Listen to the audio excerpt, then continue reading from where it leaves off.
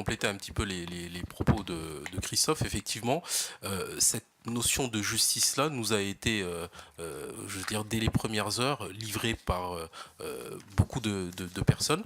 Et j'avais interrogé aussi la présidente de la commission des affaires étrangères que nous avons pu rencontrer en lui demandant aujourd'hui quel était le meilleur moyen pour permettre à ces populations de faire un petit peu le deuil. Enfin, même si je comprends bien que c'est un véritable traumatisme qu'ils ont vécu. Moi, j'ai le souvenir d'une dame sur le camp qui disait, moi j'ai vu j'ai vu mon enfant se faire jeter dans le feu devant moi. J'ai vu mon mari courir pour fuir. J'ai vu les militaires tirer derrière son dos. Dans son dos, pardon. Donc c'est assez troublant. Et donc effectivement, ils ont ce besoin presque de, en revenant dans leur